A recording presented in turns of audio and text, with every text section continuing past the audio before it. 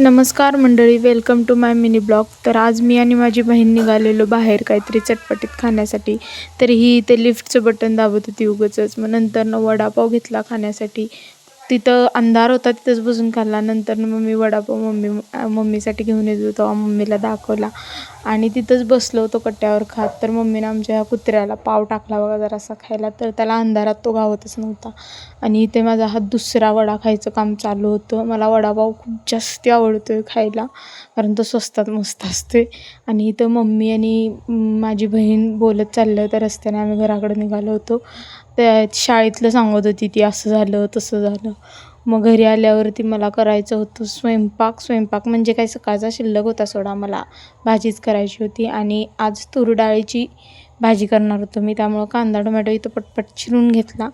आणि कांदा टोमॅटो चिरून झाल्यावर गॅसवरती ठेवली कढईत मी इथं 2 पळी तेल सोडलं आणि त्याच्यामध्ये नंतरनं जिरं मोहरी टाकून कांदा टोमॅटो टाकून घेतला.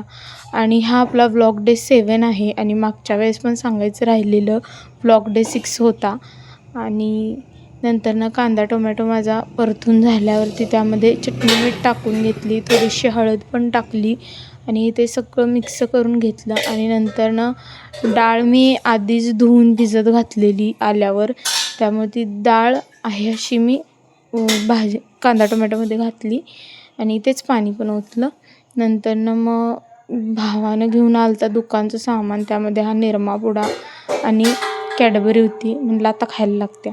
आणि मी किचन कट्टा साफ करत होतो तर माझ्या हातात कॅडबरी होती बघा. म्हणजे कॅडबरी कुठे तर पळून जात असल्याने मी हातात घेऊनच साफ करालतो. किचन कट्टा साफ करून घेतला. चला बाय, भेटूया आपण उद्या. चालतंय, बाय बाय.